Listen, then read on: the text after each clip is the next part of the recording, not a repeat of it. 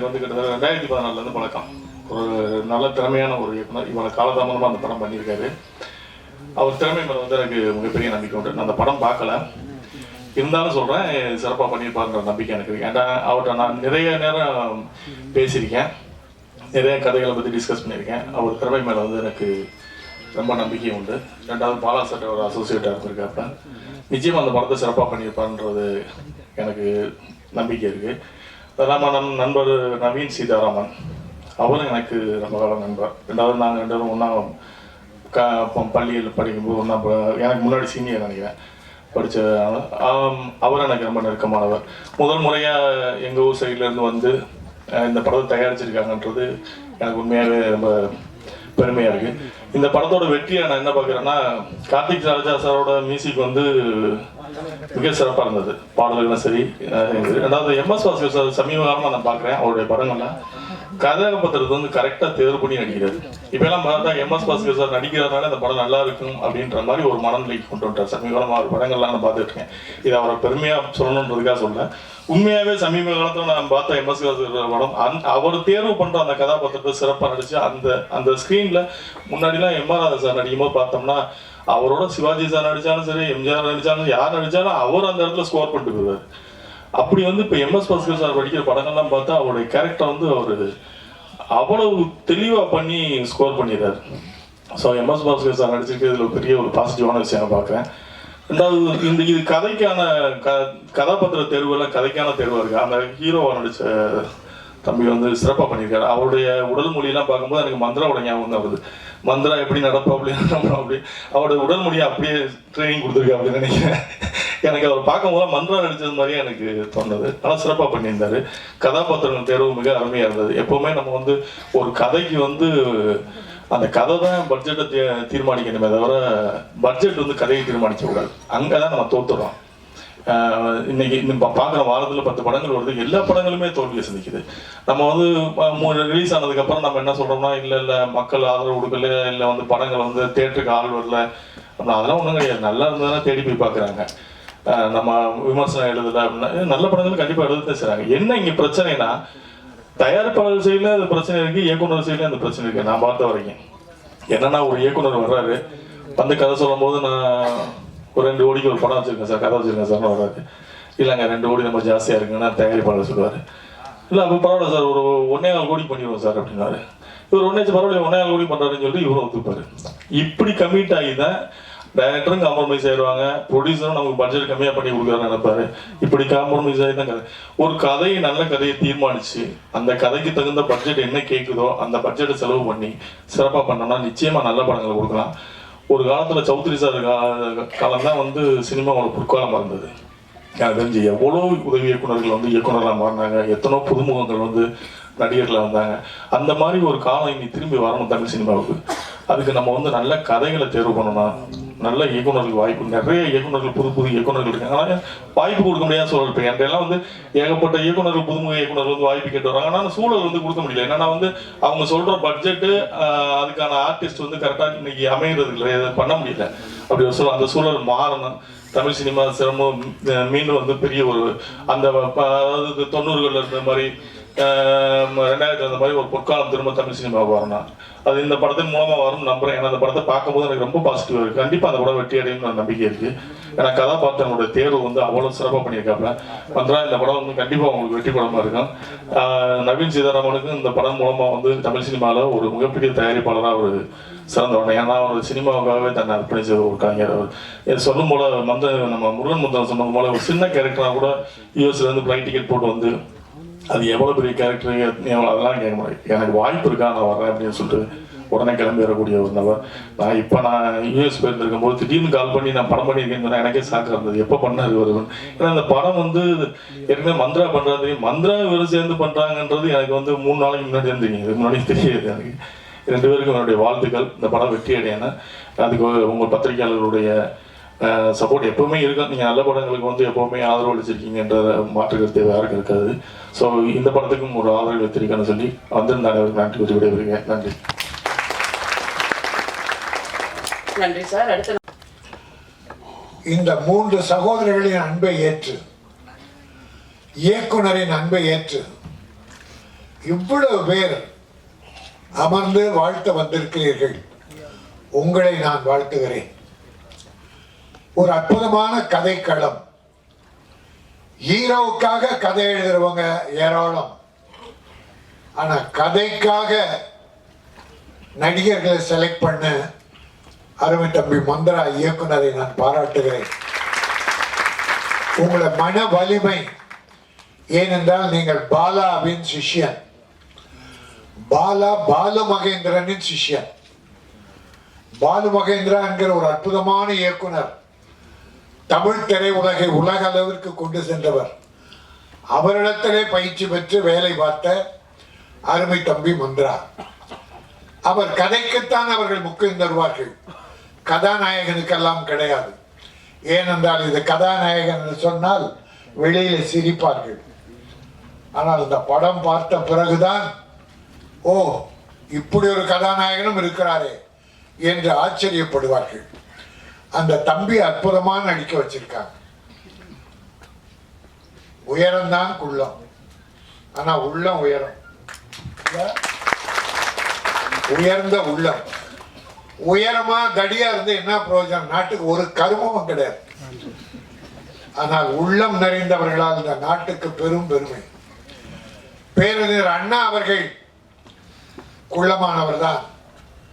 நெடுஞ்செழியன் உயரமா இருப்பாரு, அன்பழகன் உயரமா இருப்பாரு, டாக்டர் கலைஞர் கூட உயரமா இருப்பார். ஆனால் இவர்களுக்கெல்லாம் தலைமை தாங்கிய ஒரு அற்புத தலைவன் பேரறிஞர் அண்ணா. அவர்கள் எம்பியாக தேர்ந்தெடுக்கப்பட்டார்கள். மெம்பர் ஆஃப் பார்லிமெண்ட், பாராளுமன்றம் போறார். அங்க வட இந்தியாக்காரன் பூரா கொழுத்து போயிருக்கிறான். ஒவ்வொருத்தரும் ஒரு 150 கிலோ 200 கிலோ உள்ள வந்தாங்க. ரொட்டியும் வெண்ணையும் சாப்பிட்டு எம்பிக்கள். ஆனா அந்த சபையிலே ஒரு குள்ளமான ஒருவர் முதல் முறையாக போகிறார். அவரை அப்போ கிருஷ்ணமாச்சாரியார், டி கிருஷ்ணமாச்சாரியர், மாபெரும் பொருளாதார நிபுணர். கிருஷ்ண மேனன், ராணுவ மந்திரி, மிகப்பெரிய பேச்சாளர், 2 மணி நேரம் பேசுவார் உலக வழக்குகளை. நேரு பிரான், பிரைம் மினிஸ்டர். அந்த அவைக்கு முதல் முறையாக ஒரு குள்ளமான அண்ணா உள்ளே போறார். எல்லாரும் கிண்டல் கேலி நகைக்கிறார்கள். இவர் ஒரு எம்பியா, தமிழ்நாட்டில இருந்து வந்தாரா? அண்ணா பேசுகிற வாய்ப்பு கிடைத்தது. 10 நிமிஷம் தான் டைம், 10 நிமிஷம். அண்ணா பேச ஆரம்பிச்சார், ஆங்கிலத்திலே பேச ஆரம்பிச்சார்.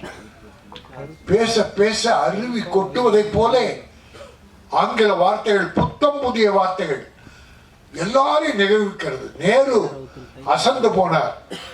சபாநாயகர் பெல் அடிச்சு டைம் ஆயிடுச்சுன்னார்.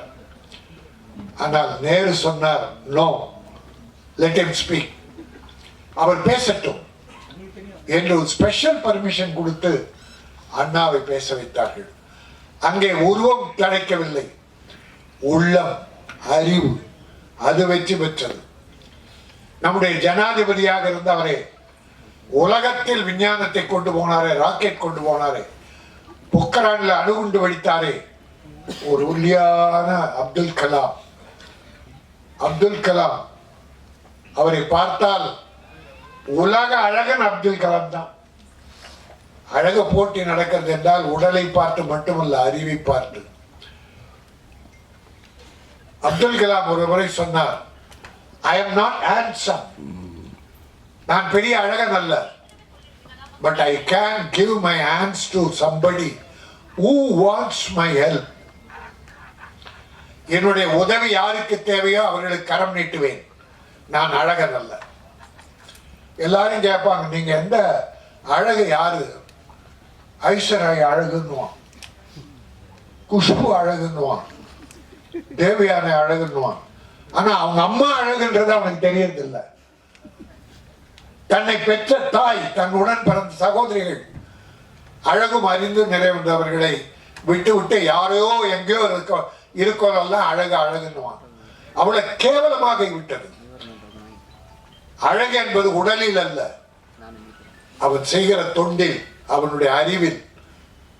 அப்படித்தான் நாகர்கோயில்ல அது ஊனமற்றவர் என்பதை நம்முடைய டாக்டர் கலைஞர்கள் மாற்றி ஊனமுற்றவர் என்று பேசக்கூடாது, மாற்றுத்திறனாளிகள், திறனாளிகள், மாற்றுத்திறனாளி என்று சொல்ல வைத்தவர் டாக்டர் கலைஞர் அவர்கள்.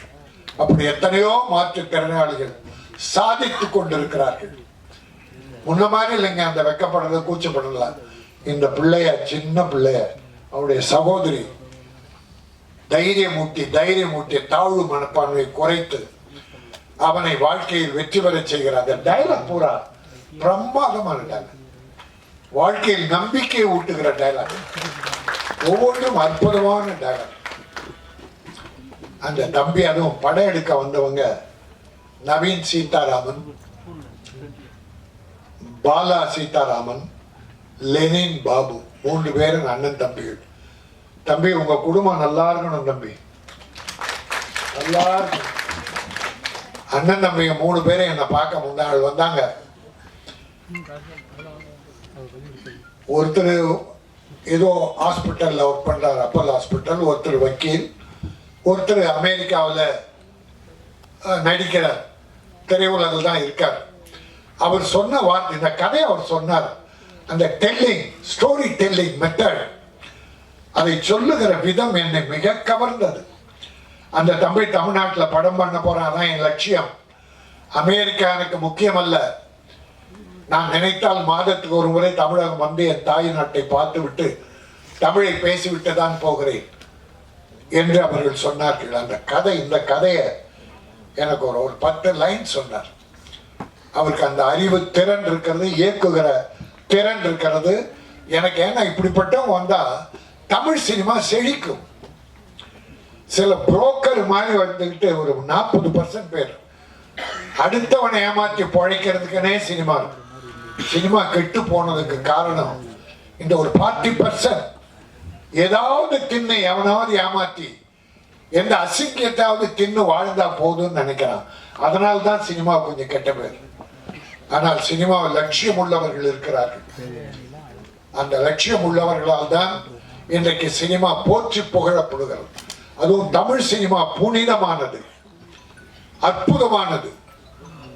அதை கொண்டு செல்லுகிறவர்கள் நியாயமானவர்களாக இருக்கிற இவர்கள் கூட யாரோ ஒருவரிடம் ஏமாந்து போயிருக்கிறார்கள், பெரும் பொருளை இழந்திருக்கிறார்கள், ஆனால் சளைக்கவில்லை. அவரை பற்றி சொன்னாங்க, ஆனா ஒரு வேண்டுகோள், அதை பற்றி பேரெல்லாம் சொல்ல வேண்டாம், ஏமாற்றாதீர்கள். ஒரு 10 நாளைக்கு நல்லா இருக்கலாம், அன்னைக்கு உனக்கு சோறு கிடைக்கலாம். அடுத்தவனை ஏமாற்றி பிழைப்போன் நீண்ட காலம் நன்றாக இருந்ததா சரித்திரமே கிடையாது. ஆகவே நல்லது, நல்ல சினிமா, அற்புதமான சினிமா. நாம் எத்தனை பேரை வாழ வைக்கிறோம்? இந்த 3 சகோதரர்கள் வந்தார்களே, எத்தனை தொழிலாளிகள் வாழ்ந்திருக்கிறார்கள், எத்தனை கலைஞர்கள் வந்திருக்கிறார்கள். ஆக அப்படி பிறரை வாழ வைப்பதற்காக தான் தயாரிப்பாளர். பல தயாரிப்பாளர் காணாமல் போனார்கள். 300 படம் தயாரிக்கிறாங்கன்னா 280 பேர் காணோம், ஒரு 20 பேர் தப்பிச்சு நிற்கிறார். ஆக அப்படி இருக்கிற சினிமாவில் துணிச்சலோடு இந்த சினிமாவில் நான் வெற்றி பெறுவேன் என்ற நோக்கத்தோடு அண்ணன் தம்பிகள் 3 பேரும் ஒற்றுமையாக இருந்து, அதில் பாலா சீதாராமன் வந்து கவிஞர், வழக்கறிஞர் அந்த கவிஞர், 3 அண்ணன் தம்பிகள் ஒன்னா இருந்து கலந்து பேசி காரியம் செய்கிறாங்க. திட்டமிடுதல் அற்புதம், திட்டமிடுதல் அற்புதம். நாம் இங்கே ஒன்றை சொல்ல வேண்டும். ஒரு முறை ஒரு விழா நடக்கிற போது என்னுடைய திரைப்பட தயாரிப்பாளர் சங்கத்தின் பொருளாளர் சந்திரபாஸ் ஜெயின், அவர் ஃபைனான்சியர் அண்ட் ப்ரொடியூசர், இப்போ தயாரிப்பாளர் சங்கத்தில் பொருளாளராக இருக்கார். நல்ல மனிதர், நிறைய படங்கள் 100க்கு மேற்பட்ட படங்கள் ஃபைனான்ஸ் பண்ணியிருக்கார். அவர் ஒரு படம் எடுத்தார், தலைவா. அந்த தலைவா படத்துக்கு ஒரு அப்பா பதவியில் இருந்தவங்க பழி வாங்கினாங்க ஹீரோவை, அது வேற. ஆனால் அவர் வந்து மேடையில் சொன்னார், நான் வேற எதையும் பேச வரல, ஒரு அற்புதமான நடிகர் இருக்காரு, அந்த நடிகர் என் படத்தில் தலைவா படத்தில் நடிக்கிறதுக்கு நான் அட்வான்ஸ் 1.5 லட்சம் கொடுத்தேன். பட் அவர் நடிக்க முடியல, அன்னைக்கு அவரால் வர முடியல, நடிக்கலை. ஆனால் 1 மாதம் கழித்து அந்த நடிகர் என்னை தேடி வந்து நான் கொடுத்த 1.5 லட்சத்தை இந்தாங்க வச்சுங்க, உங்க படத்தில் என்னால் நடிக்க முடியல என்று சொல்லி திருப்பி கொடுத்தவர். அவரை போன்ற நடிகர்கள் நாட்டுக்கு வேணும்னார். அவர் தான் தம்பி MS பாஸ்கர். சந்திரபால் ஜெயின் வந்து மேடையில் அது மட்டும் பேசதான் வந்தேன். ஏன்னா இது ஏன் சிறப்பு பெறுதுன்னா, அட்வான்ஸ் வாங்கி நடிக்காமலே வேற படத்துக்கு அதிக சம்பளம் கொடுக்குற படத்துக்கு போயிட்டு இதுக்கு நடிக்க மாட்டான், வாங்கின பணத்தை திருப்பி கொடுக்க மாட்டான். நிறைய நடிகர்கள் நிறைய நடிகர்கள் எங்கிட்டே 3 நடிகர்கள் ரொம்ப வேண்டியவங்க 2 லட்சம் 1 லட்சம் 3 லட்சம் வாங்கிட்டு நடிக்கல, கொடுக்கல. கேட்டா இல்லைங்க அந்த டேட்டு எக்ஸ்பைரி ஆயிடுச்சான், தேதியை விற்கிறானுங்க. 3 நாள் டேட் வாங்குறோம், அந்த தேதியில மழையோ வெள்ளமோ ஏதோ வரல, அப்போ நடிக்க முடியல. நான் தான் தேதி கொடுத்தா நீங்க நடிக்கலண்ணே எடுக்கலண்ணே, அதனால ஃபைனா. பாவி புள்ள கஷ்டப்படுறான், உனக்கு பணத்தை கொடுத்துட்டு சாப்பாட்டுக்கு இல்லாம கஷ்டப்படுறது குடும்பம். ஒரு இறக்கம் உள்ள கிடையாதா? எவ்வளவு நாள் நல்லா இருக்க போறீங்க அடுத்தவங்க பணத்தை வச்சுக்கிட்டு? ஆகவே ஒரு நல்ல நிகழ்ச்சி எங்கேயோ போகுது ரூட்டு. ஆனால் இந்த மதிமாறன்ங்கிற படம் முக்கியமான விஷயம் இப்பதான் இந்த தமிழ் உலகத்தை இசைத்துறையில் உலகளாவில் ஓங்கி செலுத்து சென்ற இசைஞானி இளையராஜாவின் மகன் கார்த்திக் ராஜா. அவருடைய அற்புதமான இசை, 3 பாடல்கள், 2 பாட்டு சின்ன சின்ன பாட்டு, ரே ரெக்கார்டிங்.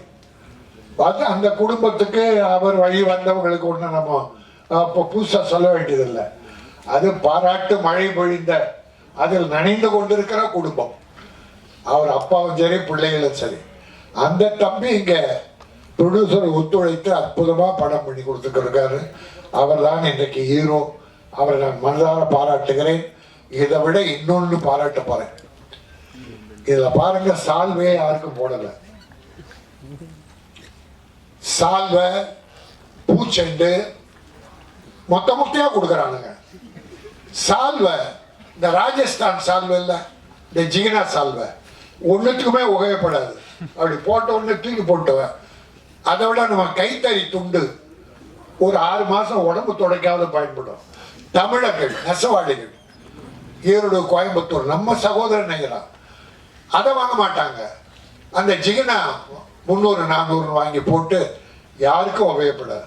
ஆனால் இங்கே எதுவுமே இல்லை. நான் பாராட்டுகிறேன். செலவுகளை எப்படி குறைக்கணும்னு சினிமாவில் பாருங்க. என் தம்பி சுரேஷ் காமன் சொன்னா, ஒரு படத்துக்கு என்ன செலவு தேவையோ பண்ணணும். அந்த செலவு பண்ணிதான் அது படத்துல இருக்கணும். சும்மா மயிரை வெட்டி போடுற மாதிரி நீங்க ஒரு 1.5 லட்சம் அடி கட் பண்ணி எடுத்துட்டு 14,000 அடி தான் வைப்பான். 1 லட்சம் பால். பல டைரக்டர் பால் பண்றான் ப்ரொடியூசரை. பல டைரக்டர் ஐடியா கிடையாது, கதையை ஸ்பாட்ல வந்து எழுதுறான். எவ்வளவு பணம் பாழாக போகுது தெரியுங்களா? அதுதான் இன்னைக்கு பல பிரச்சனை, ப்ரொடியூசர் டைரக்டர். ஆனால் இங்க டைரக்டர் ப்ரொடியூசர் இணக்கமா சகோதரத்தனமா எப்படி பூஜை ஆரம்பிச்சாங்களோ இன்றைக்கு ஆடியோ ஃபங்க்ஷன் வரைக்கும், படம் ரிலீஸ் வரைக்கும், ஏன் அதை தொடர்ந்து கூட அன்பு சகோதரர்களாக ஒன்றாக இருக்கிறார்கள். நான் அத்தனை இயக்குனரை பாராட்டுகிறேன், ப்ரொடியூசரை பாராட்டுகிறேன். என்னுடைய அருமை தம்பி ஸ்னேகம் வந்து பின்னால் உட்கார்ந்துருக்கான், அந்த தம்பியை பாராட்டுகிறேன்.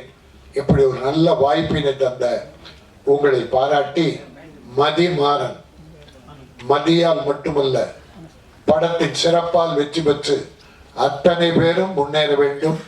அடுத்து மிகச்சிறந்த இதனும் நிகழ்ந்த படங்களை நிறைய நீங்கள் தயாரிக்க வேண்டும்.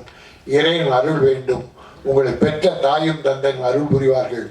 அதை விட சிறப்பு, ஆசிரியரை அழைச்சி உட்கார வச்சுக்கல. தனக்கு பாடம் கற்பித்த ஒரு ஆசிரியருக்கு இங்க ஒரு கௌரவம் பண்ணீங்களே, நல்லா இருப்பீங்க. ஏன்னா நான் 17 வருஷம் கார்பரேஷன் ஸ்கூல் டீச்சரா இருந்தேன். அதை விட்டுட்டு ரிசைன் பண்ணிருக்கான், நான் சினிமா துறைக்கு வந்தேன். ஆக எனக்கு ஆசிரியர் தொழில் தான் முதல் பிடிக்கும். ஒரு கண் எனக்கு கல்வி, இன்னொரு கண் கலை. அதனால்தான் காமராஜ் மெட்ரிகுலேஷன் பள்ளியை இன்னைக்கு ஏழைகளுக்காக நான் மன்னார்பட்டியில் நடத்திட்டு இருக்கேன். ஆக நல்ல காரியம் நானும் தொடர்ந்து செய்து கொண்டிருக்கிறேன். உங்களை போன்ற நல்ல தயாரிப்பாளர்கள் நிலைக்க வேண்டும், வெற்றி பெற வேண்டும். வாழ்த்துக்கள். மாறன்றது வந்து ஹீரோவோட பேர் அப்படின்னாரு. அதுக்கு ஒரு சின்ன விளக்கம் கொடுத்தார். அந்த மதின்ற பொண்ணு வந்து ரொம்ப படிக்காத பொண்ணு. அவளுக்கு வந்து படிப்பில் வந்து பெரிய நாலேஜ்லாம் இருக்காது அந்த கேரக்டருக்கு. மாறன் வந்து பேர் வந்து நெடுமாறன் அப்படின்னாரு. ரொம்ப ஷார்ட்டாக இருக்க ஒரு கேரக்டர், குள்ளமாக இருக்கார், அவருக்கு நெடுமாறன். படிக்காத ஒரு பொண்ணுக்கு வந்து மதி. ஸோ அந்த அந்த அந்த கான்ட்ராஸ்டாக ஒரு பேர் வச்சதே எனக்கு ரொம்ப பிடிச்சிருந்துச்சு. ஏன்னா பொதுவாகவே அப்படி தான் இயல்பாக வந்து ஒரு பேர் வைப்பாங்க. மேக்ஸிமம் சரஸ்வதின்னு பேர் வச்சுருப்பாங்க, படிப்பு வராது. கருப்பாக இருப்பாங்க, வெள்ளத்தோர் அப்படின்னு பேர் வைப்பாங்க. ரொம்ப நிறமாக இருக்கிறது கருப்பசாமின்னு பேர் வைப்பாங்க. இது வந்து இயல்பாகவே நடந்துடும். ஸோ அந்த மாதிரி நம்ம வாழ்க்கையில் ரொம்ப கனெக்ட் ஆகி ரொம்ப நெருக்கமாக இருந்துச்சு.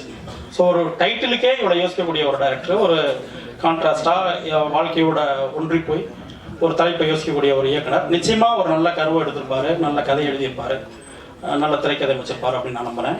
ட்ரெய்லர் பார்க்கும்போது எனக்கு ரொம்ப பிடிச்சிருக்கு. சாங்ஸ் ரொம்ப நேர்த்தியாக எல்லாமே மேக்கிங் வந்து அந்த ஒரு அறிமுக ஹீரோவை வச்சு ஒரு பட்ஜெட்டில் என்ன பண்ண முடியுமோ அதை மிக சிறப்பாக அவர் பண்ணியிருக்காரு நான் நம்புகிறேன்.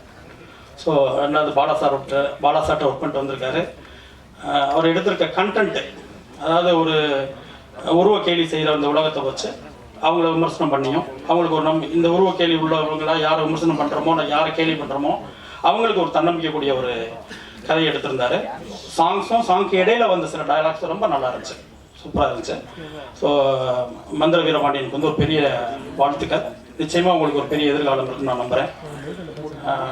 விழாவின் நாயகன் கார்த்திகாஸ் சாரை பற்றி பேசியாகணும். பாண்டியன் படத்தில் வந்து அவரோட முதல் பாடல் பாண்டியன் ராஜ்யத்தில் உயரலாம், அது வந்து அடிக்ட் ஆகாத ஆளே கிடையாது. ஏன்னா அது வந்து ராஜா சார் மியூசிக்கு. அதை தாண்டி அந்த சாங், அவரோட ஃபஸ்ட்டு சாங்கு ரொம்ப சின்ன வயசில் அவர் போட்டார். அந்த சாங் வந்து அவ்வளோ அப்படி ஒரு ஹிட் ஆச்சு எல்லாத்தையும். அந்த படத்துலேயே வந்து ராஜா சார் தாண்டி பாண்டியன் ராஜ்யத்தில் உயரலாம் சாங் வந்து ஹிட் ஆச்சு. அன்னைக்கு இருக்க யங்ஸ்டர் எல்லாம் ரொம்ப திரும்ப கேட்ட ஒரு பாடல். ஸோ இன்னமும் அது எல்லா பக்கம் முடிச்சுக்கிட்டு இருக்கு. ஸோ இந்த படத்தில் ரெண்டு சாங்குமே ரொம்ப நல்லா இருக்குது, ரொம்ப சூப்பராக இருக்குது. பாடல் எழுதின பாலா சீதாராமன், வாழ்த்துக்கள் அவருக்கு. ரொம்ப ஞானக்கரவை நண்பர் அவர் தான், எனக்கு ரொம்ப நெருக்கமான சாங்ஸ் ரொம்ப நல்லா வந்திருக்கு. பாடல்களை கேட்கும்போதும் சரி, விஷுவல்ஸ் பார்க்கும்போதும் சரி ரொம்ப நம்பிக்கையாக இருக்குது. நிச்சயமாக மதிவாரன் திரைப்படம் வந்து பெரிய வெற்றியிடம் நம்ம வாழ்த்துறேன். ஹீரோ சத்யன் செங்குட்டுவான் ரொம்ப சிறப்பாக வருவார். நிச்சயமாக அவருக்கு ஒரு பெரிய எதிர்காலம் இருக்கு. உருவம் தாண்டி இந்த உருவத்தோட இந்த ஹைட்டோட ஒரு ஹீரோ வந்து நிற்கும் போது நிச்சயமா அவருக்கு வந்து அடுத்து ஹீரோவா எத்தனை படங்கள் கிடைக்கும்னு எனக்கு தெரியாது. அதை தாண்டி எல்லா படங்களையும் அவருடைய முகம் வரும். மிக பிரபலமான ஒரு நடிகர் வருவார் நான் நம்புறேன். அவருக்கு ஒரு பெரிய வாழ்த்துக்கள். இவானா உங்க எல்லாருக்குமே ரொம்ப தெரியும், ரொம்ப சிறப்பாக பண்ணியிருக்காங்க. அப்புறம் ஹீரோவோட பேரா பண்ணியிருக்காங்க, ரொம்ப நல்லா இருக்குல்ல. ஆராத்தியா அவங்களுக்கு ஒரு பெரிய வாழ்த்துக்கள், பெரிய வரவேற்பு. இன்னொன்று வந்து அவர் அந்த ஹீரோவும் அந்த அவரோட லவ்வரையும் அந்த காம்போ பிடிச்சாரு பாருங்க. அந்த ஹைட்டுக்கு பிடிக்காம கொஞ்சம் கூட ஒரு மிடிலாக வச்சிருக்கலாம். கொஞ்சம் ரொம்ப தப்பாக தெரியாது. ஆனால் நல்ல ஹைட்டாக ஒரு பொண்ணு, ரொம்ப ஷார்ட்டாக ஒரு பையன் அப்படின்னு அவர் யோசிச்சார்ல, அதுவே ரொம்ப அழகாக இருந்துச்சு. நிச்சயமாக மதிமாறன் திரைப்படம் வந்து ஒரு பெரிய வெற்றி அடையும். படக்குழுவினருக்கும் தயாரிப்பாளருக்கும் கார்த்திக் ராஜா சாருக்கும் ஒரு பெரிய வாழ்த்துக்கள். தாண்டி இந்த படத்துக்கு நான் பேச வரும்போது நண்பர் வந்து மந்திர வீரபாண்டியன் பேசும்போது சொன்னார், ஆனால் உங்கள் மனசுக்கு பட்டதை பேசுங்க, உங்களுக்கு என்ன தோணுச்சோ பேசுங்க, இந்த ஃபங்க்ஷனை பற்றி மட்டும் தான் நீங்கள் பேசணுன்றது இல்லை அப்படின்னு என்கிட்ட கேட்டார். இப்போ கரண்ட்டில் இருக்க விஷயம் வந்து ஞானவேல் ராஜா சாருக்கும் அமேஷ் சாருக்குமான பிரச்சனை. ஆனால் அதை நாங்கள் பேச விரும்பலாம். என்ன காரணம் அப்படின்னா, நானே ஒரு மேடையில் ஒரு கோரிக்கை வச்சேன். எந்த விழாவுக்கு வருகிறோமோ, எந்த பாடல் பற்றி பேசணுமோ, எந்த மியூசிக் டைரக்டர் பற்றி பேசணுமோ, எந்த டைரக்டர் பற்றி பேசணுமோ அவங்கள பற்றி பேசுவோம். அந்த விழா சார்ந்து, அந்த களம் சார்ந்து, அந்த களம் சார்ந்து வாழ்த்தோம்னு சொன்னேன். ஸோ அதை நானே தொடர்ந்து கடைபிடிக்கணும்னு நான் நினைக்கிறேன். ஒரே ஒரு விஷயம் மட்டும் நான் சொல்லணும்னு இங்கே விரும்புகிறேன். சுரேஷ் காமாட்சி என்ன பேசும்போது சொன்னாங்க, அது ஒரு புது டைரக்டர்ஸ் வந்து ஒரு 2 கோடி ரூபாய் ஒரு கதை சொல்லுவாங்க, அவ்வளோ இல்லை ப்ரொடியூசர் சொன்ன உடனே காம்ப்ரமைஸ் ஆகிட்டு 1.5 கோடி ஒத்துக்குருவாங்க. அந்த காம்ப்ரமைஸ் ஆகிறதுலையோ அந்த திட்டமிடல் இல்லாதனாலையும் நிறைய படைப்புகள் வந்து இங்கே சரியாக வரல அப்படின்னாங்க. என்னோட ஒரு சிறிய கோரிக்கை என்னென்னா, தயாரிப்பாளர்களுக்கு தான் ஃபஸ்ட்டு வந்து முதல் படம் கதை சொல்லக்கூடிய இயக்குனர்கிட்ட தயவு செஞ்சு பட்ஜெட் கேட்காதீங்க. அது பெரிய பட்ஜெட்டில் கொண்டு போகும் நான் சொல்லலை, அவங்களுக்கு தெரியாது. ஒரு கதையை கேட்கும்போது இந்த கதைக்கு என்ன செலவு பண்ணணும், யார் ஹீரோவாக இருந்தால் நல்லாயிருக்கும், யார் ஹீரோயின் இருந்தால் நல்லாயிருக்கும், யாரை வச்சு இதை கொண்டு போய் சேர்த்தா சூப்பராக இருக்கும், அவங்களுக்கு என்ன சம்பளம், மற்றபடி படம் எடுக்கிறதுக்கு என்ன வேணுன்றதுலாம் ஒரு இபிஓ ப்ரொடக்ஷன் மேனேஜர்ஸ் இருக்காங்க, அவங்களுக்கு தான் தெரியும். ஒரு நிச்சயமாக வந்து ஒரு முதல் பட இயக்குனருக்கு வந்து அந்த பட்ஜெட் தெரியாது. ஒரு லைட் மேனுக்கு என்ன சம்பளம் தெரியாது, ஒரு ப்ரொடக்ஷனில் இருக்கவங்களுக்கு என்னன்னு தெரியாது, ஒரு யூனிட் டிரைவருக்கு என்னன்னு தெரியாது, சத்தியமாக தெரியாது. அவங்களுக்கு ஒரு கதை இயக்க தெரியும், அவ்வளோதான். அவங்க நிறைய கஷ்டப்பட்டு ஒர்க் பண்ணி நிறைய படித்து நிறைய படங்கள் பார்த்து ஒரு தொழில் கற்றுக்கிட்டு அவங்க முதல் படம் இயக்கிறதுக்கான வாய்ப்புகளை தேடி வாழ்க்கை தேடி தான் வந்து நிற்கிறாங்க. அவங்களுக்கு பட்ஜெட் என்னன்னு தெரியாது. நம்ம அவங்கள்ட்ட போய் கேட்கும்போது அவங்க என்ன சொல்கிறாங்கன்னா, ஒரு யூகத்தின் அடிப்படையில் தான் சொல்கிறாங்க. ஏன்னா தெரியாதவங்கள்ட்ட போய் கேட்டு எப்படி நீங்கள் தெளிவுபடுத்திக்க முடியும்? நிச்சயமாக தெளிவுபடுத்த முடியாது. ஸோ அவங்க ஏதோ மனசில் பட்ட சொல்லுவாங்க, அங்கே தவறு நிச்சயமாக நடந்துருது. அது வந்து ஒரு தயாரிப்பாளராக இந்த கதையை பண்ணணுமா வேண்டாமா, பண்ணுனா எவ்வளோக்கு பண்ணனா நல்லாயிருக்கும், இதுக்குள்ளே பண்ணாதான் இதுக்கு சேஃபு அப்படின்றது அதுக்கான ஆட்கள் இருக்காங்க. ஒரு ப்ரொடக்ஷன் மேனேஜர் இருக்காங்க, அந்த டீம் இருக்குது, ஃபினான்சியல் டிபார்ட்மெண்ட் இருக்குது. அது வந்து அவங்க தான் தீர்மானிச்சுக்கணும். முழு கண்ட்ரோலையும் ப்ரொடியூசர்ஸ் வச்சுக்கணும்னு தான் நான் சொல்கிறேன். அதை விட்டுட்டு அதை வந்து ஒரு முதல் இயக்குனர் மேலே, முதல் பட இயக்குனர் மேலே வந்து செலவு பண்ணிட்டான், அது பண்ணிட்டான், இது பண்ணிட்டான் அப்படின்னு சொல்லி மொத்தம் அவங்க வாழ்க்கையை காலி பண்ணி அவங்களோட ஃபியூச்சர்ஸ் எல்லாம் அப்படி மொத்தமாக எடுத்துகிட்டு போகிறது வந்து சரியாக இருக்குல்ல. ஏன்னா அது தெரியாதவங்கள்ட்ட போய் நம்ம கேட்குறது, வழி தெரியாதவங்கள்ட்ட போய் வழி கேட்டுட்டு உட்காந்து எப்படி சொல்ல முடியும்? நிச்சயமாக முடியாது. அவங்களுக்கு படம் எடுக்க தெரியும், அழகாக ஒரு கதை சொல்லணும்னு ஆசைப்படுறாங்க, அதுக்கு போராடுறாங்க. ஸோ அவங்களுக்கு வேண்டியதை கதைக்கு என்ன வேணுமோ அதை கொடுத்துட்டு, அது ஒரு தயாரிப்பாளரும் முழு ரெஸ்பான்ஸ் அவங்க எடுத்துக்கிட்டு அவங்க கண்ட்ரோலை வச்சுக்கிட்டு ஒவ்வொரு படத்தையும் கொண்டு போய் சேர்க்கும்போது இன்னும் ஒரு இயக்குனருக்கும் ஒரு தயாரிப்பாளருக்கும் ஒரு சுமூகமான உறவு இருக்கும். அது படம் முடிகிற ஸ்டேஜில் வந்து நிச்சயமாக ஒரு தயாரிப்பாளருக்கு சண்டை வந்துடுது. ஏன்னா 1000 தப்பு இருக்குது, யாரோட தப்பு பண்ணுறாங்க, எதுலேயும் ஊழல் நடக்குதாங்க. ஷூட்டிங்கில் லொக்கேஷன்லேருந்து எங்கெங்கேயும் நடக்குது. ஆனால் மொத்த படியும் ஒரு இயக்குனர் மேலே தான் வந்து நிற்கிது கடைசியில். அது வந்து ஒரு பழி சுமந்துக்கிட்டு மொத்த வாழ்க்கையும் இழந்துட்டு நிறைய இயக்குனர் போயிட்டு இருக்காங்க. அது வந்து தயாரிப்பாளர் ரெஸ்பான்ஸ் எடுத்துக்கிட்டு அவங்க கரெக்டான டீம் வச்சு ஒவ்வொரு நாளும் ஒவ்வொரு நகர்வையும் அவங்க கண்காணித்து, ஏவிஎம் சரண் சார் இல்லையா எவ்வளோ படங்கள் பண்ணியிருக்காங்க, அவங்க போட்ட பட்ஜெட்டில் முடிஞ்ச வரைக்கும் அவங்க படங்களில் வந்து அவங்க கண்ட்ரோல் பண்ணி கொண்டு போகிறாங்க. அது சரி தாண்டி போகுது, ஆட்கள் சரியில்லை அப்படின்னு தோணும் போது அவங்க அதை நிறுத்திக்கிறாங்க. படங்கள் எடுக்கிறதே கொஞ்சம் ஸ்லோ பண்ணிட்டாங்க. அது மாதிரி அவங்க எல்லா தயாரிப்பாளர்களும் ஃபுல் ரெஸ்பான்ஸ் அவங்க எடுத்துக்கணும், கண்ட்ரோல் அவங்க வச்சுக்கணும். இயக்குனர்களை இயக்கத்துக்கு மட்டும் பயன்படுத்துங்க, அதுதான் மிக சிறந்ததாக இருக்கும் நான் நம்புறேன். நன்றி. இவங்களுக்கு சேஃபாக இருக்கணும், இவங்களுக்கு கொடுக்கணும், இப்படி கொடுத்தோம் நம்ம தப்பிச்சிடணும் அப்படின்றது ஒரு திங்க் இல்லாமல் இப்படி ஒரு படத்தை எடுத்ததுக்கு ஃபர்ஸ்ட் ஆஃப் ஆல் அவனுக்கு பெரிய ஒரு வாழ்த்துக்கள், பாராட்டுகள். அந்த படத்துக்கு அவனுக்கு ஒரு பேக் போனாக இருந்து எடுத்த அந்த ப்ரொடியூசர் அவருக்கு மிகப்பெரிய வாழ்த்துக்கள். இதுதான் தைரியம், இதுதான் வெற்றி அடையும். சினிமாவில் ஒரு லக் இருக்கு. ஒரு எப்படின்னா ஒரு டைட்டில் சேஞ்ச் ஆச்சுன்னா அது திடீர்னு ஏதாவது ஒன்று மாற்றி பண்ணிடும். அந்த மாதிரி இந்த படம் காம்ப்ளெக்ஸ்லேருந்து இப்போ மதிமாறனா மாறி இருக்குது, ஏதோ ஒன்று பண்ணும், அது மட்டும் தெரியுது. இன்னொன்று வந்து இந்த கல்லனை நம்பு குள்ளனை நம்பாதுன்னு ஒன்று சொல்லுவாங்க. அது ஏன் அப்படி சொல்கிறாங்க அப்படின்னா, நானே குள்ளன் தான், என்னோட உயரமாக இருக்கிற பசங்களுக்கு நான் குள்ளன் தான், என் ஃப்ரெண்ட்ஸுக்கு வந்து எனக்கு குள்ளன் தான் கூப்பிடுவானுங்க. கல்லனை நம்பு குள்ளனை நம்பாதனாக்கா அவனுக்கு எல்லாரை விட இந்த குள்ள வந்து மிகப்பெரிய பிரில்லியண்டாக இருப்பான். அதுதான் அவனுக்கு இப்போ அவரு அதை எப்படி சொல்றதுன்னு எனக்கு தெரியல. அதனால இந்த படம் இவனுக்கான படமா இருக்கும். இவனுக்கு மிகப்பெரிய வாழ்த்துக்கள். இவனோட பர்ஃபார்ம்லாம் நான் பார்த்துட்டேன், வேற லெவலில் இருக்கு. இவனோட ஸ்டேஜ் பெரிய ஸ்டேஜா இருக்க போது அதுக்கு என்ன வாழ்த்துக்கள். அப்புறம் மேடையில் வந்தவங்க எல்லாருக்கும் என்னுடைய வாழ்த்துக்கள். நிறைய பேர் பேசணும். தேங்க்யூ. எல்லாருக்கும் மீட்டிங் வேறு இருக்குது. இயக்குனருக்கும் இந்த படக்குழுவினருக்கும் என்னுடைய மனமார்ந்த வாழ்த்துக்களை தெரிவிச்சுக்கிறேன். அப்புறம் நான் ஒரு நிறைய டைம் எடுத்து பேசலான்னு இருக்கிறேன். ரொம்ப நன்றி. அன்பையும் வாழ்த்தையும் தருவதற்கான மேடையாக தான் பல்வேறு பணிகளுக்கு மத்தியில் ஓடி வந்திருக்கிறேன். மந்திராவை பற்றி என்னுடைய மனைவி நிறைய சொல்லியிருக்காங்க. அவங்க எல்லாமே சேர்ந்து அந்த தேடுதல் காலகட்டங்களில் அவர் பட்ட போராட்டங்கள், அவருடைய ஸ்கிரிப்ட் கூட என்கிட்ட ஒன்று இருக்குன்னு நினைக்கிறேன், படிக்க கொடுத்தது. அவ்வளோ போராட்டத்துக்கு அப்புறம் இந்த படத்தை வந்து இன்னைக்கு இந்த லெவலுக்கு கொண்டு வந்திருக்காங்க. மிகச்சிறந்த போராளி, நிறைய தேடுதலோடு இருந்தார் அப்படின்னு. அந்த நட்பில் இவர் இன்னைக்கு தான் நான் நேராக சந்திக்கிறேன். ஆனால் அவங்க சொல்லி அவர் மேலே ஒரு பெரிய மரியாதை எனக்கு உண்டு. அதே மாதிரி இந்த படத்துடைய தயாரிப்பாளர் என்னுடைய நெருங்கிய நண்பர். அவர் வந்து இந்த படத்தை நம்பி மந்திராவையும் அந்த கதைக்களத்தையும் நம்பி இறங்கி இன்றைக்கி அதை எப்படியாவது வெளியில் கொண்டு வந்துடணும். சில பேர் என்ன செய்வாங்கன்னா, ஒரு காலகட்டம் ஒரு போராட்டம் வரும்போது பயம் வரும். அந்த பயத்தை மீறி இதை எங்கேயாவது நான் கொண்டு வந்து நிறுத்திடணும் அப்படிங்கிற ஒரு அந்த போராட்டம் இன்னைக்கு அவர் வந்து வேறு ஒரு களத்துக்கு எடுத்துகிட்டு வந்து இதை கொண்டு போய் மக்கள்கிட்ட சேர்த்தே ஆகணும்னு அந்த எடுத்த அந்த பெரும் போராட்டத்துக்கான முயற்சி தான் இந்த மேடையாக நான் பார்க்குறேன். உண்மையிலேயே இந்த மாதிரி தயாரிப்பாளர்கள் ஜெயிக்கும் போது தான் நிறைய புதிய படைப்பாளிகளுக்கான கதவுகள் திறந்துவிடும் அந்த நம்பிக்கை எனக்கு இருக்குது. அதுக்கப்புறம் இந்த படத்துடைய கதாநாயகன் இந்த படத்துடைய இந்த நிகழ்வுடைய கதாநாயகன் கார்த்திக் ராஜா. அவரை பற்றி பேசணும்னா மணிக்கணக்கில் நான் பேசிகிட்டே இருக்கணும். காரணம்னு கேட்டிங்கன்னா, நான் ஆரம்ப காலகட்டங்களில் பாடல் எழுதும் பொழுது இளையராஜா சாருடைய வீட்டுக்குள்ளே முதலாக நான் அடி எடுத்து வச்சது அவர் மூலியமாக தான் எடுத்து வச்சேன். அது பல நாள் இரவு பகல் பார்க்காம அவருக்கு ஒரு சின்ன ஸ்டுடியோ உள்ளே வச்சுருப்பாரு. அங்கேயே படுத்து அங்கேயே எழுதி ஒரு அற்புதமான இசையமைப்பாளர். அவருக்கான களம் இன்னும் கிடைக்கலன்னு எனக்கு மிகப்பெரிய ஏக்கம் இருந்துக்கிட்டே இருக்கும். அவ்வளோ திறமைகளும் அவ்வளோ ஒரு அந்த உழைப்பும் கொட்டிக்கிட்டே இருக்காரு. அவருக்கான சரியான ஒரு களம் கிடைக்கலையோ அப்படிங்கிற ஒரு மிகப்பெரிய ஏக்கம் அவரை பார்க்கும் போதெல்லாம் எங்கள் நட்புக்குள்ள இருக்கும். எங்களுக்குள்ள அவ்வளோ பெரிய ஒரு நட்பு இருக்குது. தொடர்ந்து அது வந்து கொண்டிருக்கிறது. அதை இந்த படம் மறுபடியும் அடுத்த கடத்துக்கு எடுத்துகிட்டு போகிற நம்பிக்கை இருக்கிறது. அதே போல் இதில் நடித்தவர்கள், இந்த படம் வந்து எப்போதுமே ஒவ்வொரு சினிமாவும் இந்த சமூகத்தில் ஏறி ஒன்று சொல்ல தான் வந்து கொண்டே இருக்கிறது. வெறுமனே ஒரு காலகட்டத்தில் பொழுதுபோக்காக வந்து போய்கிட்டு இருந்த அந்த காலகட்டம் மலையேறி விட்டது. ஏதோ ஒன்று சொல்லணும்னு ஆசைப்படுது. அது எத்தனை பேர் சேர்ந்து போகுன்னு தெரியுது. ஆனால் இந்த படம் உருவக்கேளிகளை பற்றி ஒரு அழுத்தமான ஒரு பதிவு பண்ண வந்திருக்கிறது. எனவே நல்ல விஷயங்களை கொண்டு போய் சேர்க்கறதுக்கு களம் பத்திரிகையாளர்கள் தான். எல்லோருமே உழைப்போம். புதிய படைப்புகள் வந்துட்டு இருக்கணும். காரணம், ஒரு சமூகம் எந்த சமூகம் படைப்பாளிகளையும் படைப்பையும் கொண்டாடுதோ அதுதான் உயர்ந்த சமூகமாக இருக்கும். அதுதான் வளர்ச்சி அடைஞ்ச சமூகத்தை வளர்த்து விடுவதற்கான ஒரு பெரிய காலகட்டம் இருக்கும்.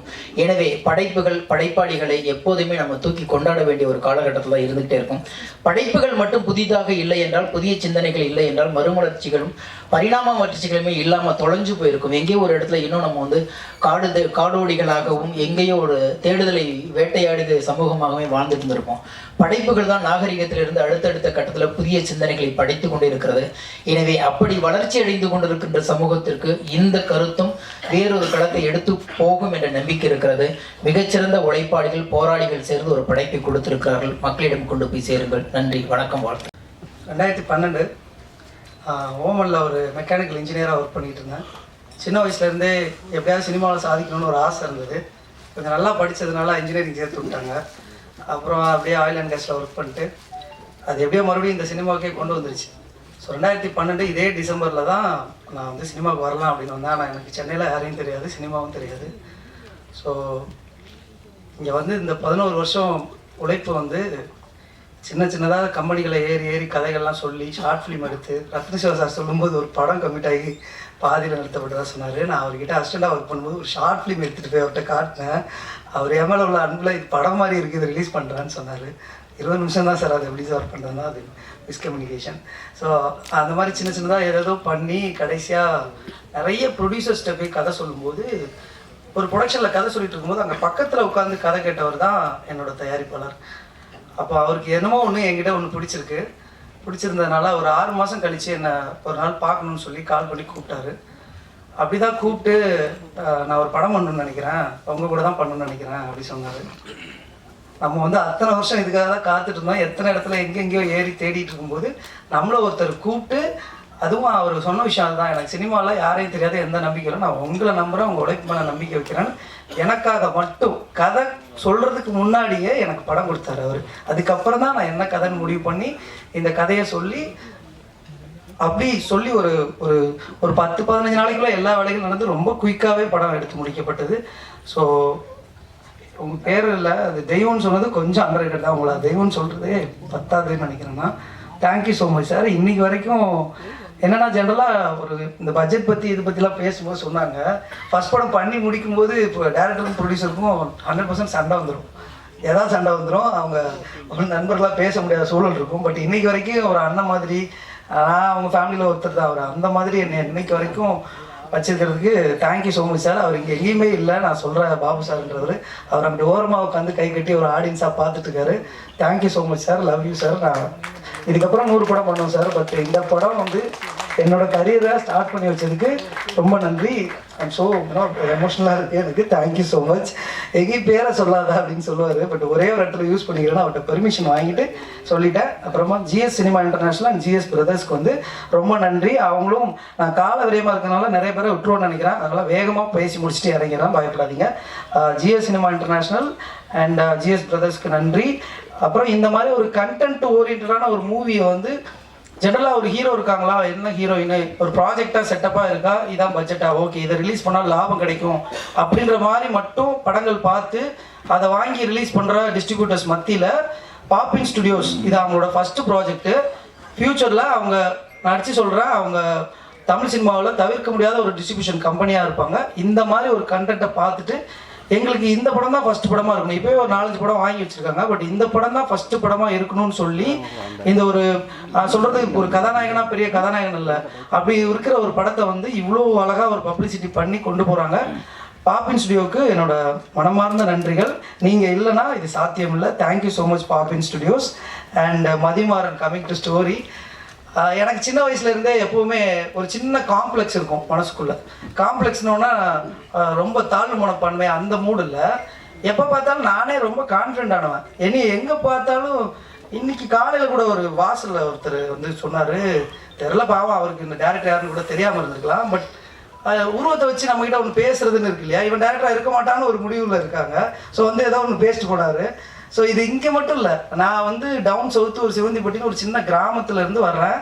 அங்கேருந்து நான் பாளையங்கோட்டைன்னு ஒரு ஒரு ஒரு ஒரு பாளையங்கோட்டைன்னு ஒரு வட்டம், அங்கே வந்து ஒரு சின்ன சிட்டியில் ஒரு ஸ்கூலில் படிக்க வரும்போது நம்ம உருவம் கொஞ்சம் கிராமத்து பையன், கொஞ்சம் ஏழ்மையான குடும்பத்துலேருந்து வரோம். அதை பார்த்துட்டு இவெல்லாம் சரிப்பட மாட்டான்ற ஒரு லுக்கே இருக்கும். அப்புறம் நம்ம நல்லா படிப்போம், ஃபஸ்ட் ரேங்க் ஸ்கூல் ஃபஸ்ட்லாம் வாங்கும்போது ஓ அப்படியா பரவாயில்லையா நல்லா நீயா ஃபஸ்ட் ரேங்கு அப்படின்ற ஒரு விஷயம் இருக்கும்.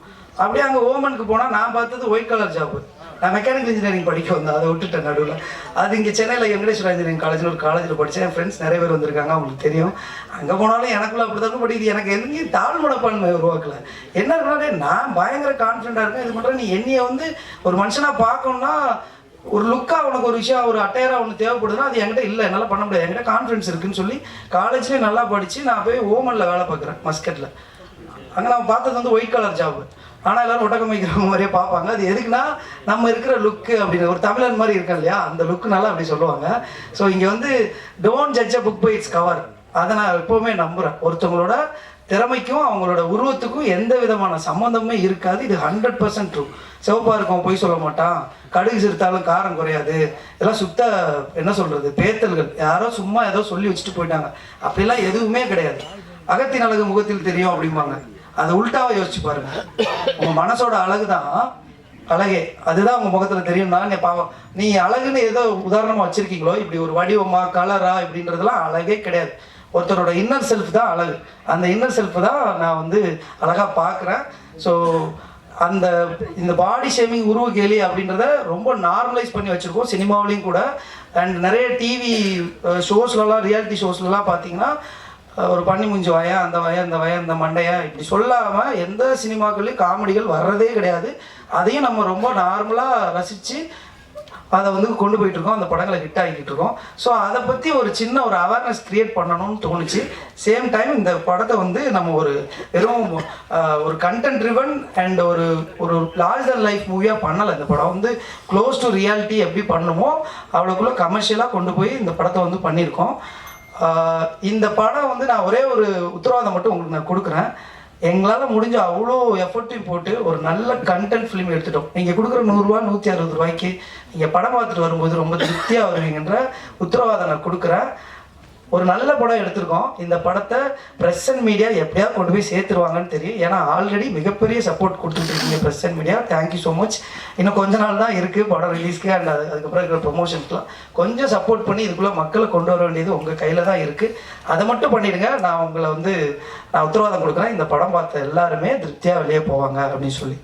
அப்புறமா இந்த படத்தில் கேஸ்டிங் பற்றி சொல்லிடுறேன். ஃபஸ்ட்டு இவானா வந்து அது ஒரு தங்கச்சி எனக்கு. அது எப்படின்னா அது ஒரு லாங் ஸ்டோரி, நான் ஒரு 30 செகண்டில் சொல்கிறேன். நான் பாலசார்கிட்ட நாச்சியார் படம் ஒர்க் பண்ணிட்டு இருக்கும்போது அந்த பொண்ணு 10th, அப்போ வந்து ஹீரோயினாக வந்து பண்ணுறாங்க நாச்சியாரில். எனக்கு கொஞ்சோண்டு மலையாளம் தெரியும், அப்போது அவங்களுக்கு தமிழே சுத்தமாக தெரியாது. அப்படிங்கும்போது கொஞ்சம் கொஞ்சமாக என்னென்னமோ பேசுவேன் அந்த பொண்ணு. அப்போ அந்த மலையாளம் எனக்கு தெரிஞ்ச மலையாளத்தை வச்சு கொஞ்சம் அவங்களுக்கு சொல்லி கொடுக்குறது, டைலாக் எக்ஸ்பிளைன் பண்ணுறது, டேரக்டர்கிட்ட பேச பயப்படுவாங்க. ஸோ என் மூலமாக இது பண்ணி ஒரு ஃப்ரெண்ட்ஷிப் மாதிரி க்ரியேட் ஆச்சு. அது அவங்க அம்மாவும் மலையாளம் பேசுவாங்கன்றதால அவங்க ஃபேமிலியாகவே, நானும் அவங்க ஃபேமிலியில் ஒருத்தன் தான். ஸோ அதுக்கப்புறம் திடீர்னு அந்த பொண்ணு அந்த படம் ரிலீஸ் ஆச்சு, நல்லா சக்ஸஸ்ஃபுல்லாக ஓடிச்சு. அப்படியே ஊரில் போய் செட்டில் ஆகிடுச்சு. 11th 12th காலேஜ்னு என்னமோ படிச்சுட்டு அப்படியே இருந்துட்டாங்க. என்றைக்கே ஒரு நாள் என் பர்த்டேக்கு வந்து விஷ் பண்ணாங்க.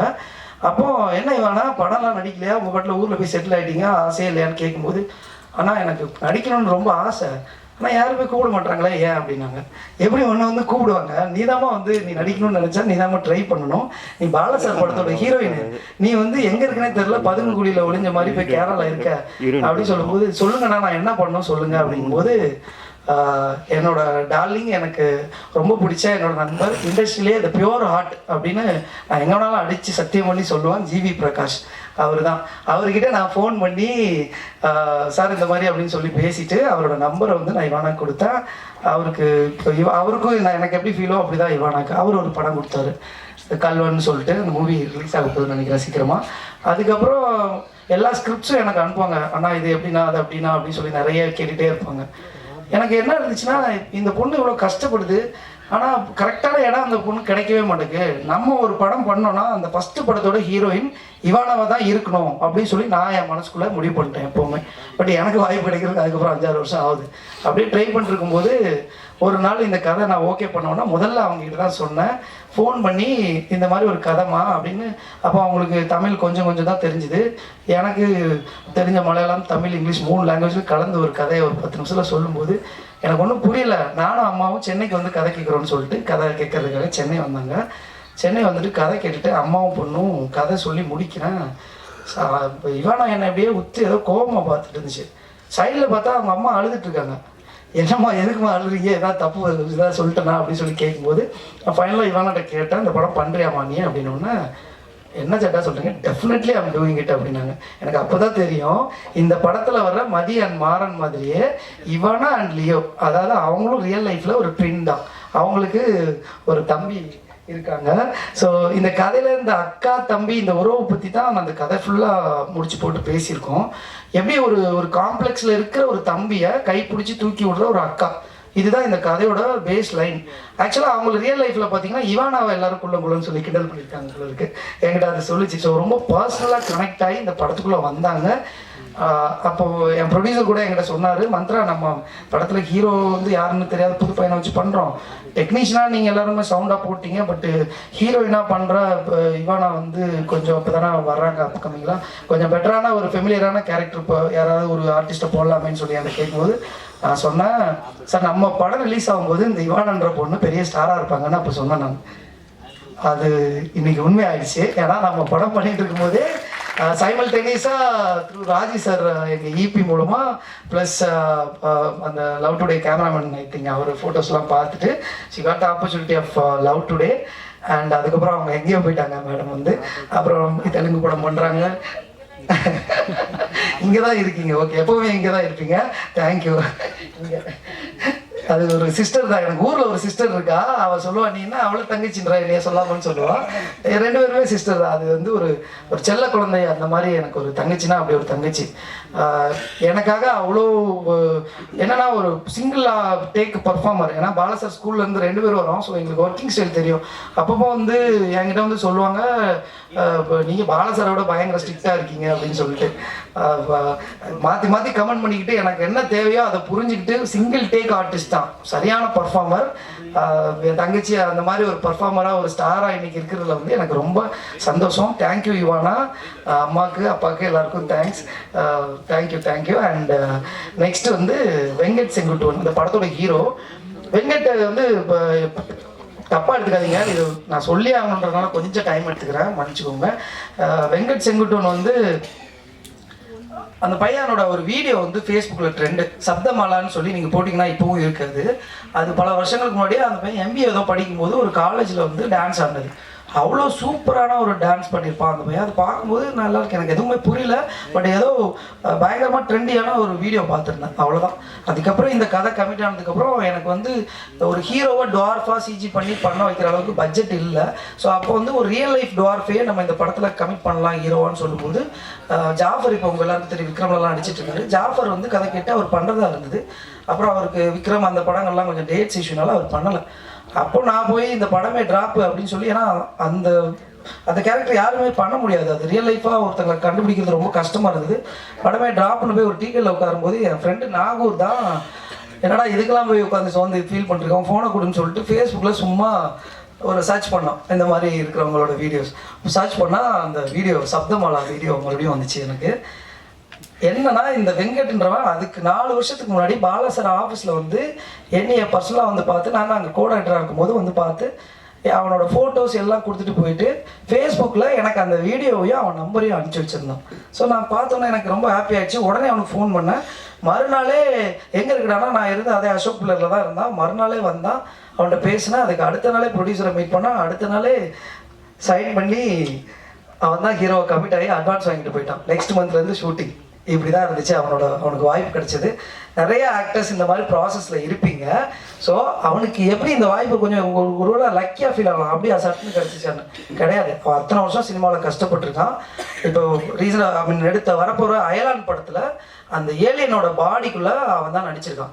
ஒருத்தன் எப்போ வந்து தன்னோட முகம் தெரியலன்னா கூட பரவாயில்ல, ஒரு படத்துக்காண்டி நம்ம வந்து அந்த படத்தில் ஃபுல்லாக இருக்க போகிறோம், பட் நம்ம முகமே தெரியாது, நம்ம அதை நடிச்சிருக்கோம்னு யாருக்குமே தெரியாது. ஆனாலும் அந்த சினிமா மேலே கொண்ட காதல்னால அவன் வந்து அந்த படம் ஃபுல்லாக அந்த பாடிக்குள்ளே அவன் இருந்து அது ஒரு மேக்கப் போட்டு அவ்வளோ நாள் கேரி பண்ணி அத்தனை வருஷம் கஷ்டப்பட்டு அந்த படம் நடித்ததோட பலன் தான் சினிமா அவனுக்கு திருப்பி கொடுத்துருக்கா அன்பு தான் இந்த படத்தில் அவனுக்கு ஹீரோவாக கிடச்சிருக்கிற ஆப்பர்ச்சுனிட்டின்னு நான் சொல்லுவேன். அப்புறமா தேங்க்ஸ்டா. அந்த பையன் ஒரு பர்ஃபார்மன்ஸ் பண்ணியிருக்கான். நானே எங்களை பற்றி பேசக்கூடாது, சுரேஷ் காமத் சார் சொல்லும்போது சொன்னார் என்னைய மாதிரியே பண்ணியிருக்கான் அப்படின்னு. அதுதானே ஒரு ஆர்டிஸ்ட்க்கு வேணும். ஒரு டேரக்டரோ ஒரு கொரியோகிராஃபரோ அவங்க என்ன சொல்லி கொடுக்குறாங்களோ அதை உள் வாங்கிக்கிட்டு பண்ணுறது தான் ஒரு ஆர்டிஸ்டோட பெரிய திறமை நினைக்கிறேன். அவர் சொன்னால் அந்த ஒரு வார்த்தை போதும், நான் என்ன சொல்லி கொடுத்தனோ அதை பண்ணியிருக்கான். அவனுக்கு மிக சிறந்த ஃப்யூச்சர் இருக்குது. அவன் வந்து தமிழ் சினிமாவில் தவிர்க்க முடியாத ஒரு ஆக்டராக வருவான் அப்படின்றத நான் அந்த இடத்துல அடித்து சொல்கிறேன். அப்புறமா எங்கள் படத்தோட ஹீரோயின் ஆராத்யா, அந்த பொண்ணுக்கு வந்து இதான் ஃபர்ஸ்ட் ஃபிலிம். ரொம்ப பேஷனேட்டடான ஒரு பொண்ணு. அவங்க வந்து நான் இந்த படத்துக்கு வந்து நிறைய ஆர்டிஸ்ட்டை கூப்பிட்டு இந்த ரோல் சொல்லும்போது ஒரு டுவார்ஃபுக்கு நான் எப்படி ஹீரோவாக பண்ணுறது அப்படின்னு தயக்கம் காட்டினாங்க நிறைய பேர். அப்படி இருக்கும்போது ஒரு கதையை மட்டும் நம்பி இந்த ரோலில் இருக்கிற வீரியத்தை புரிஞ்சுக்கிட்டு நான் பண்ணுறேன் அப்படின்னு சொல்லி இன்னைக்கு வரைக்கும் ஒரு சப்போர்ட்டிவாக இருந்துட்டு இருக்காங்க. Thank you Aradhya, will have get future. And Sudharshan, அவர் வந்து நாளைய இயக்குனரில் வந்து பெஸ்ட் ஆக்டர் அவார்டு வாங்கினவர். அவர் எனக்கு ரெகுலர் ஃப்ரெண்டு டீ கடையில். நாங்கள் எப்போவுமே டெய்லி பேசிகிட்டு இருப்போம் சினிமா தான். அப்படி பேசிகிட்டு இருக்கும்போது ரொம்ப தாகமாக பல கம்பெனிகளுக்கு அலைஞ்சு தமிழ் மட்டும் இல்லாமல் தெலுங்குலாம் போய் எங்கெங்கேயோ ட்ரை பண்ணி ஏதோ ஒன்று பண்ண ட்ரை பண்ணிகிட்டே அலைஞ்சிட்டே இருக்கிற ஒரு ஆர்டிஸ்ட்டு.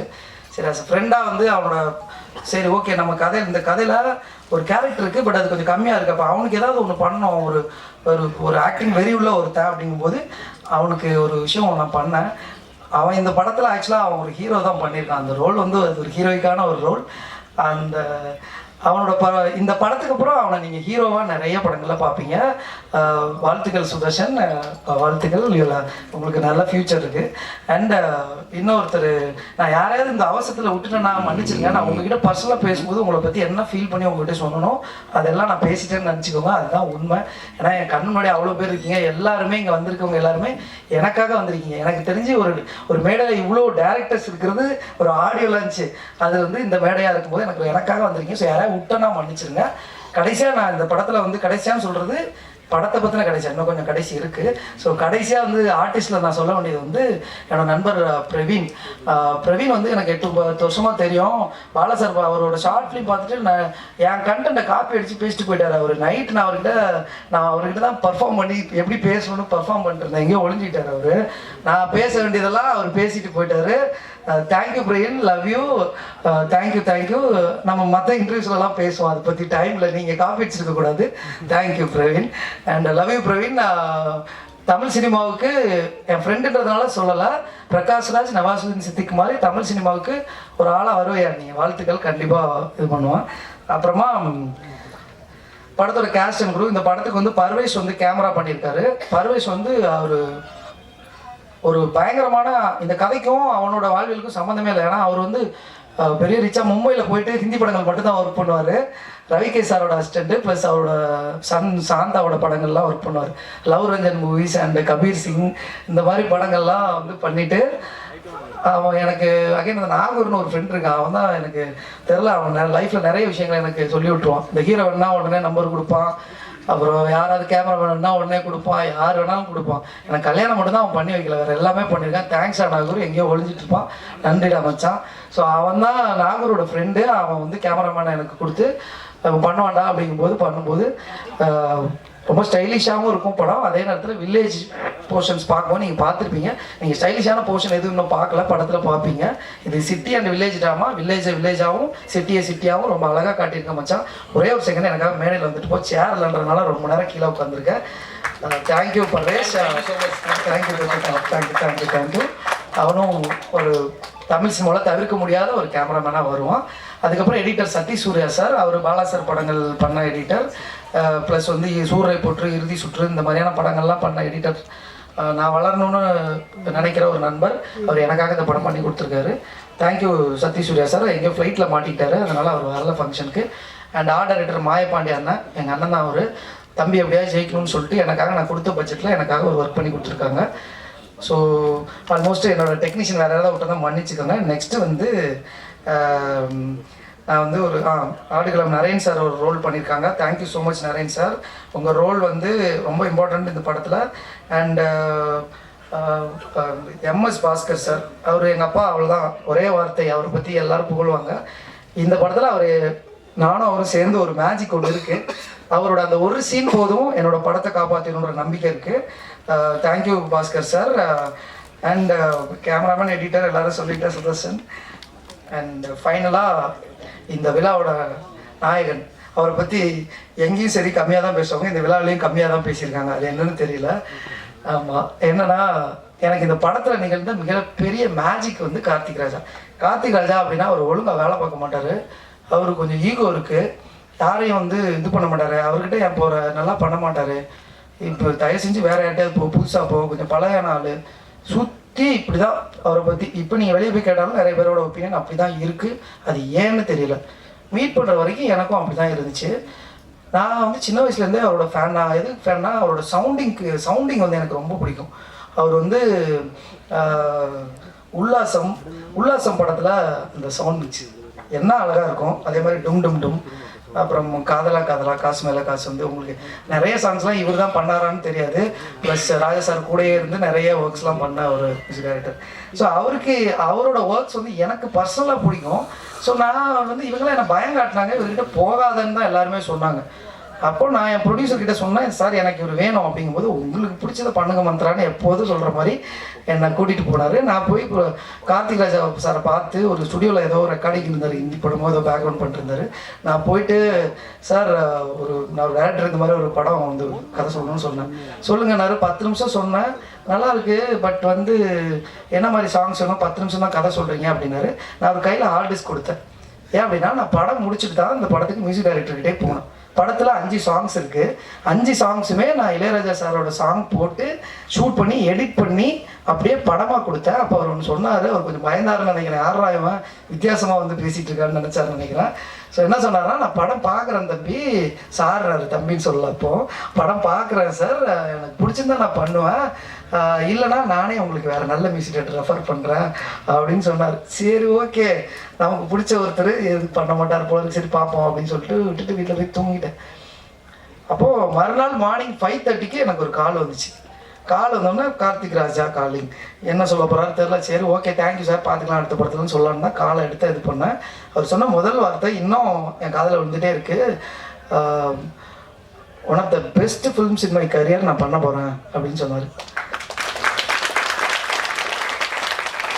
என்ன சார் சொல்கிறீங்க, ஏதாவது என்னை பாராட்டணும்னு சொல்கிறீங்களா சார் அப்படின்னா, இல்லைங்க நான் வந்து நிறைய படங்கள் வேணான்னு சொல்லிடுவேன், இல்லைனா ரொம்ப கஷ்டப்படுற ப்ரொடியூசர்ஸ்க்கு பட்ஜெட்டே இல்லாமல் சின்ன சின்ன படங்கள் மட்டும் அப்பப்போ பண்ணுவேன், அது அந்த ஃப்ரெண்ட்ஷிப்காக பண்ணுவேன் ஒழிய எனக்கு படங்கள் பண்ணுற இன்ட்ரெஸ்டே போயிடுச்சு. ஒரு பக்காவான படத்தில் ஒரு கம்பேக்காக வரணும் மறுபடியும் தமிழ் சினிமாலன்னு சொல்லி இருந்தேன். இந்த படம் என்னை அந்த இடத்துக்கு கூட்டிகிட்டு போகும்னு நான் நம்புகிறேன். என்னால் இந்த படத்துக்கு நீங்கள் சொல்ல விரும்புகிற இந்த கருத்தை என்னால் என்ன முடியுமோ சொல்லி இந்த படத்தை நான் ஜெயிக்க வைக்கிறேன்னு சொன்னார். தேங்க்யூ ஸோ மச் சார், சொன்னதை செஞ்சுருக்கீங்க. அண்ட் 5 பாட்டு நான் எடிட் பண்ணிட்டேன். அந்த 5 பாட்டுக்குமே எப்படி பேக்ரவுண்ட் ஸ்கோர் போடுறேன்னா திரும்ப எடிட்லாம் போகல, ரீஎடிட்லாம் போகல, ஒரு அந்த 5 சாங்குக்குமே அப்படி பர்ஃபெக்டாக ஒரு வெட்டமைச்சு அது அந்த பாட்டு வந்து எப்படி இருக்குன்னா, இப்போ நீங்கள் பார்த்தீங்க இந்த பாட்டு வந்து இவங்க ஐ மீன் பாட்டு ரெக்கார்ட் பண்ணிட்டு தான் ஷூட் பண்ணியிருப்பாங்கன்ற மாதிரி இருக்கும், பட் அது அப்படியே உல்ட்டாவாக பண்ணது. Thank you so much Karthik Raja sir. And இந்த மாதிரி இந்த 5 சாங்குமே இப்படி ரிவர்ஸில் பண்ணும்போது அதில் எழுதுறது ரொம்ப முக்கியம். ஸோ எங்கள் அண்ணன் இவரை பாராட்டணும்னு எனக்கு இப்போ தேவையில்லை, ஏன்னா அவருக்கு தெரியும் அவங்க அன்பு ரொம்ப இது ஒரு மாதிரியான ஒரு காதல். எங்கள் அண்ணன் ஞானகரவேல் இந்த படத்தில் 4 பாட்டு எழுதியிருக்காரு. அண்ணனை பற்றி நான் காலம் ஃபுல்லாக பேசிகிட்டே இருக்க போகிறேன். ஸோ அதனால் இந்த மேடையில் டைம் கம்மியாக இருக்கிறதுனால அண்ணன்ற வார்த்தையே போதும் எனக்கு. அண்ணன் தேங்க்யூண்ணா, உங்களோட ரொம்ப அண்டர்ரேட்டட் ஒரு கவிஞர் நீங்கள். முன்னணியில் எப்போவும் இருந்திருக்கணும், லேட்டில் நம்ம வந்துடலாம் பெருசாக. தேங்க்யூ ஞானகரவேல் அண்ணா. அப்புறம் பாலா சீதாராமன் அவர்கள் வந்து பூலோகமேனு ஒரு நல்ல சாங் ஒன்று எழுதி கொடுத்தாரு. அவரும் எங்களை மாதிரியே சினிமாவில் அவரோட ஆர்வத்துக்கு தீனி போடுற மாதிரி அண்ணன்கிட்ட பெர்மிஷன் வாங்கிட்டு ஒரு பாட்டு மட்டும் நான் அவரை யூஸ் பண்ணிக்கிறேன்னு சொல்லிட்டு பண்ணேன். Thank you Bala Sitharaman sir, thank you so much. நல்ல ஒரு பாட்டு எழுதியிருக்கீங்க. ஃபைனலாக ஒரே ஒரு விஷயம், ஜஸ்ட் 30 செகண்ட்ஸில் முடிச்சிடறேன். நன்றி. நிறைய எழுதி வச்சுருக்கேன், எல்லாரையும் சொல்ல முடியல, எல்லாரையும் பேசினேன் அப்படின்னு நினச்சிக்கோங்க. Thank you so much. அப்புறம் இந்த இடத்துல நான் நிற்கிறதுக்கு காரணமாக இருக்கிற எங்கள் அம்மாவுக்கும் அப்பாவுக்கும் நான் ரொம்ப நன்றி சொல்லிக்கிறேன். ஏன்னா ஒரு 11 வருஷம் வந்து ஒரு ஃபேமிலி வந்து உங்களை தாங்கி பிடிக்கணும். அந்த 11 வருஷம் வந்து நீங்கள் சம்பாதிக்க வேண்டியது எதுவுமே இல்லாமல் எந்த சம்பளமும் இல்லாமல் இருக்குது. இப்போது எங்கள் அப்பா அம்மா வந்து படிக்காதவங்க. நான் வந்து ஒரு 1.5 லட்ச ரூபா சம்பளம் வாங்கிட்டு ஓமனில் வேலை பார்த்த வேலையை விட்டுட்டு நான் திடீர்னு வந்து நான் சினிமாவுக்கு போகிறேன் அப்படின்னு சொல்லும்போது அம்மா எப்போவுமே அம்மா இல்லை, அவங்களுக்கு அம்மா வந்து சிம்பிளாக ஒன்று சொன்னாங்க, உனக்கு அப்படியே சினிமாக்கு அம்மா போமா, உனக்கு என்ன தோணுதோ பண்ண அப்படின்ட்டாங்க. அப்பா வந்து அவருக்கும் சினிமா அதெல்லாம் தெரியாது, என்ன சினிமா என்னன்னு புரியல, நீ ஏதோ ஆசைப்படுற நீ பண்ணுடா அப்படின்னு அந்த நிமிஷத்தில் சொன்னாங்க. பட் 11 வருஷம் வெயிட் பண்ணுறாங்க. 11 வருஷம் எனக்கு 33 இயர்ஸ் ஆகுது. இந்த இப்போ வரைக்கும் இப்போ நான் சுமக்க வேண்டிய சுமையெல்லாம் எங்கள் அப்பா வந்து சுமந்துட்டு இருக்காங்க. இந்த வயசில் கூட அவர் வந்து ஒரு பழக்கடை வச்சு என்னோட சுமையை தோளில் தாங்கிக்கிட்டு என் ஃபேமிலி எனக்காக எடுத்துகிட்டு போயிட்டு இருக்காரு.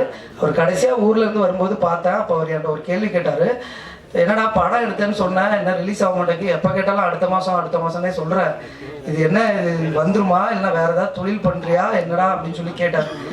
அப்போது அவர்கிட்ட ஜெயிச்சிடலாம்ப்பா அப்படின்னு சொல்லிட்டு வந்தேன். கடைசியாக என்னோட குருநாதர் சொன்ன அந்த ஒரு வார்த்தையை மட்டும் அவரோட வார்த்தைகளை பயன்படுத்திக்கிறேன், அதை சொல்லி நாங்கள் முடிக்கிறேன். நம்ம ஜெயிக்கிறோம் தோக்குறோம் இல்லைன்னா ஒன்றுமே இல்லாமல் போகிறோம், நம்ம இஷ்டப்பட்ட இந்த துறையில் கடைசி வரைக்கும் சந்தோஷமாக இந்த சினிமாவில் வேலை பார்த்துட்டு இருப்போம்னு சொல்லி முடிக்கிறேன்.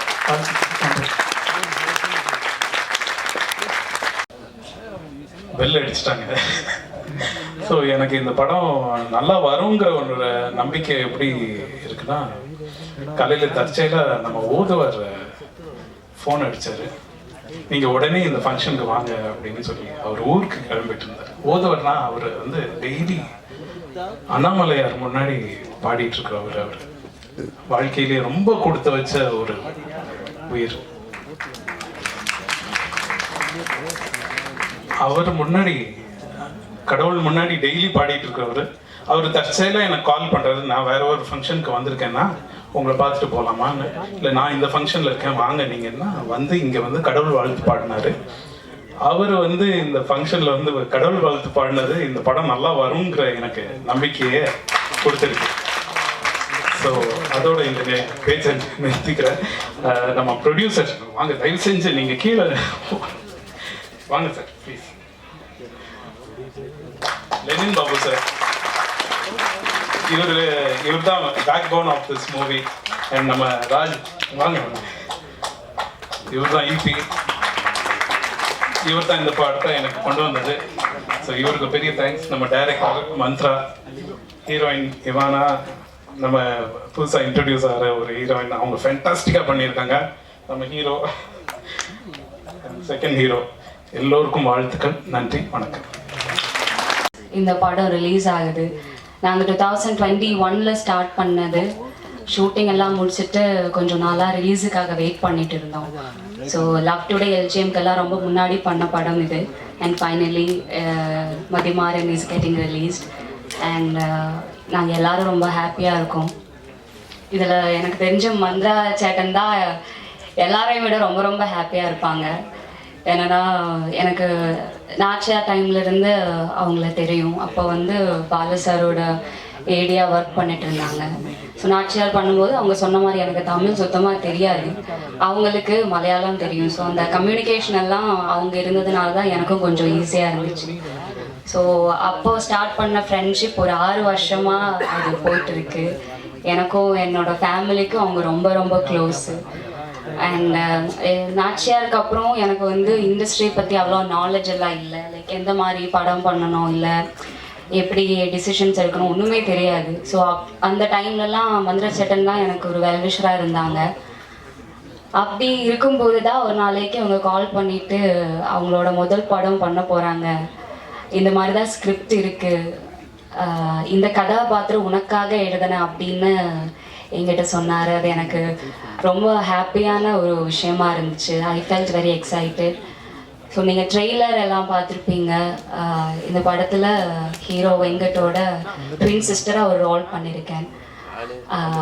இந்த படத்தில் பாடி ஷேமிங் பற்றி இந்த படம் பேசுது. அண்ட் அப்படி ஒரு இமோஷ்னல் ஃபேமிலி ட்ராமாவாக இருக்கும் இந்த படம். அண்ட் இந்த கான்செப்டை எடுத்து இந்த ப்ரொடியூஸ் பண்ணுறதுக்கு எங்களோட ப்ரொடியூசர் லெனின் பாபு சார் ரெடியாக இருந்தாங்க. So thank you to GS cinema international இந்த படம் ப்ரொடியூஸ் பண்ணுறதுக்கும் and for to GS brothers. And இந்த படத்தில் வந்து எங்களுக்கு ராஜா மாதிரி கார்த்திக் ராஜா சார் இருக்கார். அவங்க ரொம்ப அழகாக இந்த படத்துக்காக மியூசிக் சாங்ஸ் எல்லாம் பண்ணி கொடுத்துருக்காங்க. Thank you sir. அண்ட் நம்ம நாச்சியார் சூரராய் போற்றெல்லாம் எடிட் பண்ணால் சதீஷ் சூர்யா சார் எடிட்டிங் பண்ணியிருக்காரு. ஸோ என்னோட co actors Venkat, Praveen, MS Bhaskar sir, Aaradhya, Sudarshan எல்லாருக்குமே என்னோட பெஸ்ட் விஷஸ். நீங்கள் எல்லோரும் ரொம்ப நல்லா பண்ணியிருக்கீங்க படத்தில். ஸோ என்ன சொல்கிறது, ஒரு 3 வருஷத்துக்கு அப்புறம் எல்லாரும் இந்த படத்துக்காக கொடுத்த எஃபர்ட்ஸ், ஹார்ட் ஒர்க், ஸ்ட்ரகிள் எல்லாமே இப்போது நீங்கள் வந்து பார்க்க போகிறீங்க. Don't judge a book by its cover அப்படிங்கிற ஒரு மெசேஜ் கொடுத்து மந்திர சேட்டன் இந்த படம் எழுதி டைரக்ட் பண்ணியிருக்காரு.